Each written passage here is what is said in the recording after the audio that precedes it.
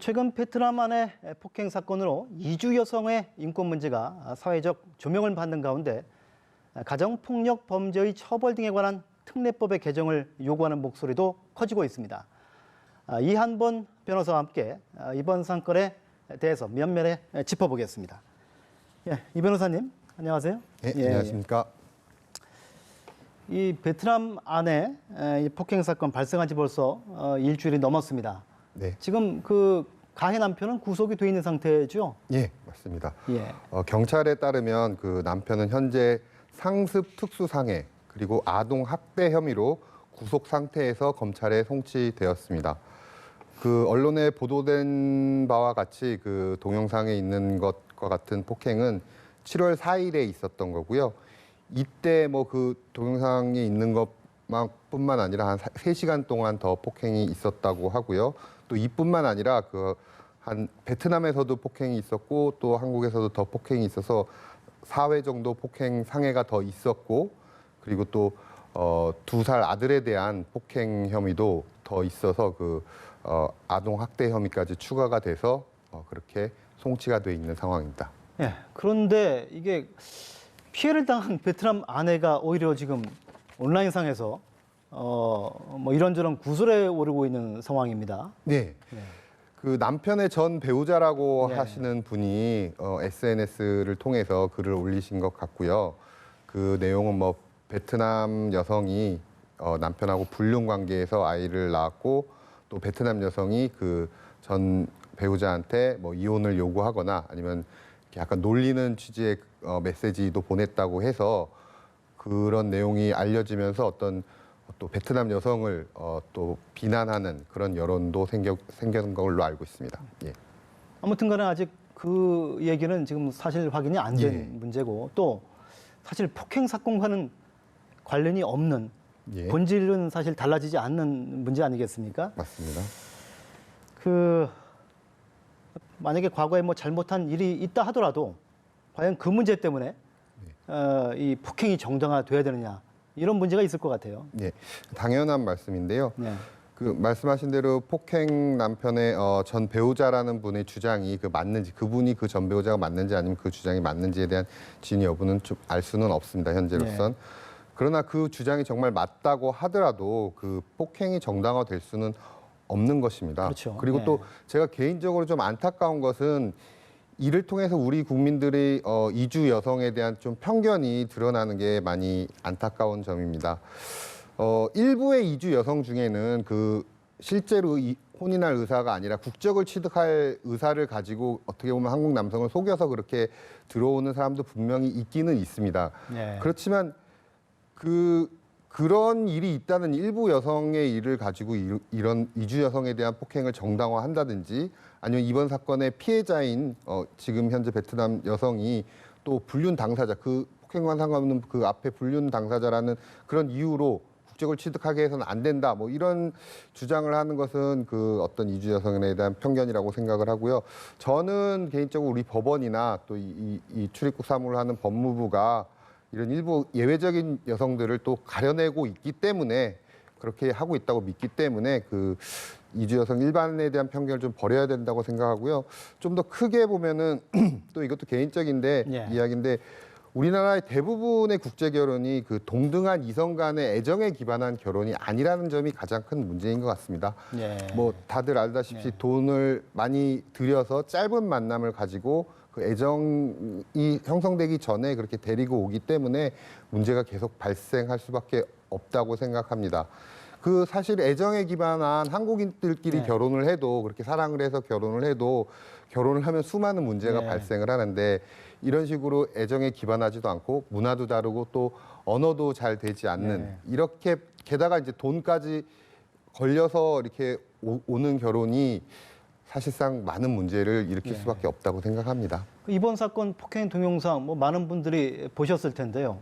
저도 보고 좀 놀랐습니다, 사실. 근데 이주 여성에 대한 폭행 사건, 뭐 이번 사건 비단 이번뿐만이 아니라 우려할 만한 상황으로 지금 많이 전개되고 있다. 지금 그렇다고 하면서요?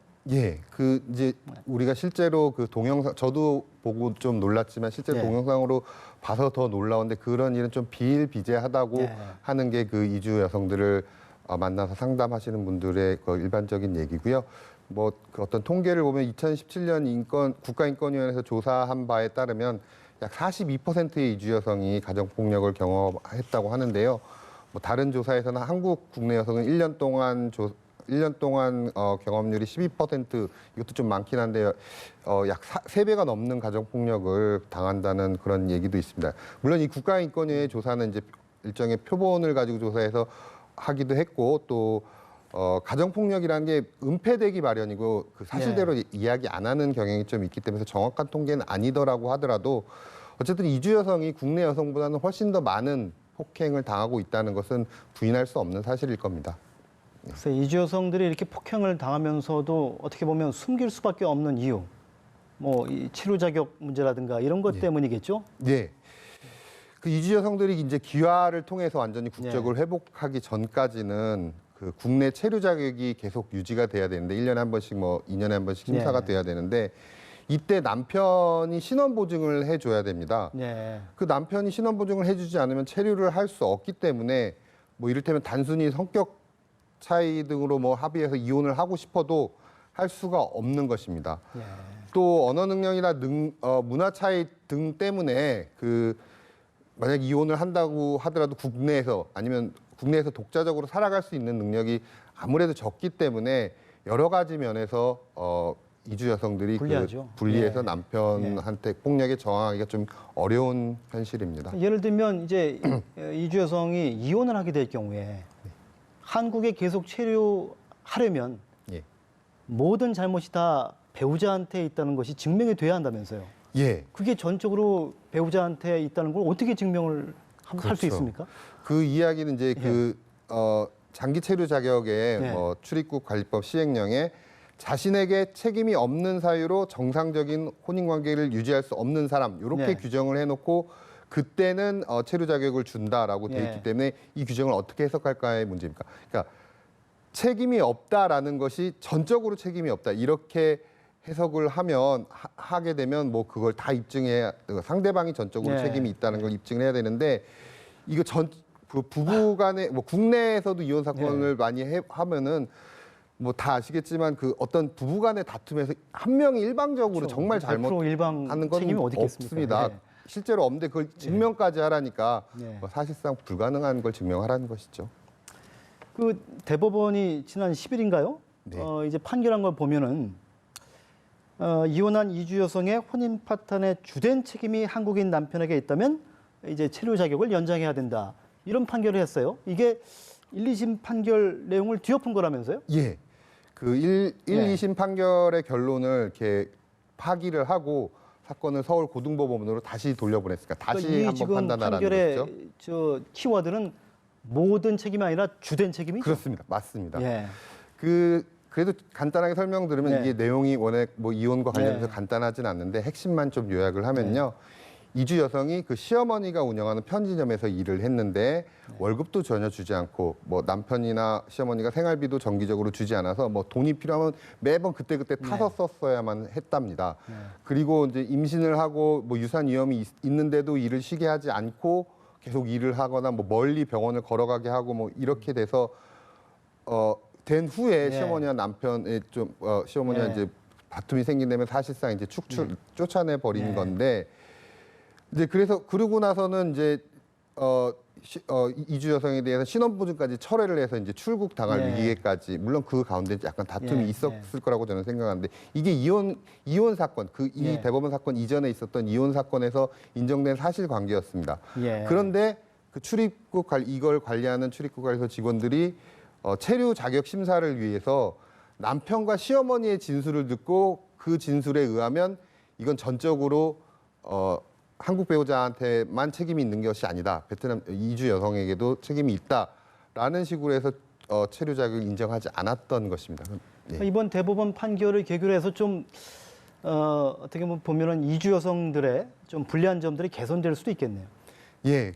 물론 이 판결이 모든 이주 여성들의 모든 문제를 해결은 못 해주지만 최소한 그 본인 귀책 사유가 하지 않은 사람들이 축출돼서 추방당하는 일은 분명히 줄어들 것이라고 생각을 합니다.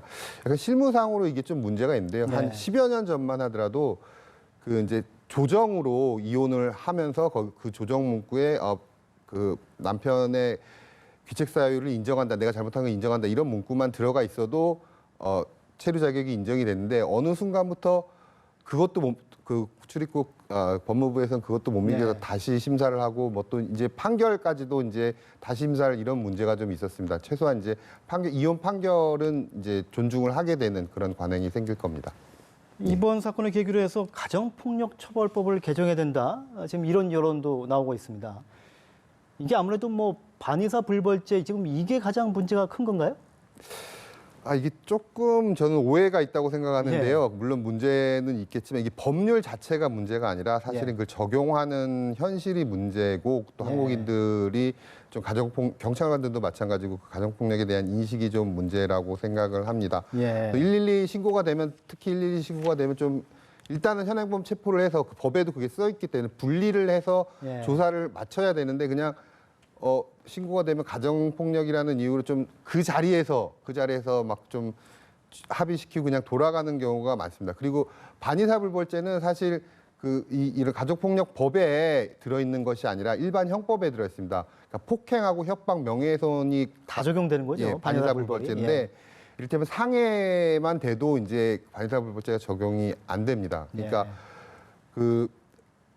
그리고 또 그 상해라는 게 꼭 진단서를 내지 않더라도 외관상으로 명백하게 상처가 있으면 이게 적용을 시킬 수도 있고 그리고 폭행이라는 게 사실은 멱살을 잡거나 이제 살짝 민 것도 폭행으로 되기 때문에 만약 모든 반의사불죄를 다 없애면 사실 그렇게 해서 상대방이 처벌받게 되면은 좀 이혼이 더 조장되지 않나 늘어나지 않을까 이런 생각도 좀 변호사님 들어서요. 보시기에는 지금 현행 이 가정폭력 처벌법 뭐를 고쳐야 된다고 보세요? 그러니까 법을 고쳐야지 물론 즉시 체포를 도입을 하는 것은 상당히 도움이 되는데 근데 즉시 체포는 아니어도 그 분리 이걸 잘 적용을 하면 가해자 피해자 분리 그리고 원칙적으로 현행범으로 이제 입건이 됐을 때는 일단은 데리고 가서 분리를 시켜야 되는데 이게 현행범 체포를 좀 많이 하는 수준을 좀 현실을 좀 바꾸면 문제가 좀 해결될 수 있을 거라고 생각을 합니다. 이번 베트남 이 이주 여성 이 폭행 사건 가해 남편은 어느 정도 처벌을 받을까요? 그 아까 상습 특수 폭행이 됐는데요. 그 이제 그 소주병으로 또 때린 것이 있어가지고요. 그 특수자가 붙게 됐습니다. 그리고 아까 말씀드린 대로 여러 번 폭행 상해가 있었기 때문에 이제 상습이 붙었는데 이게 법정형으로만 따지면 1년 6개월 이상이 됩니다. 그래서 그 사실은 이 사안의 경우는 그 특별히 또 여성과 합의가 되지 않는다면 실형을 면하기는 어려울 거고요. 보통 한 1년에서 2년 사이에 합의가 안 된다면 그 정도의 실형을 받을 것으로 현재는 예상할 수 있습니다. 이번 또 폭행 사건에서 조금 가슴이 아팠던 부분은 이 2살짜리 아이가 있는 상황에서 지금 엄마를 폭행한 거란 말이에요.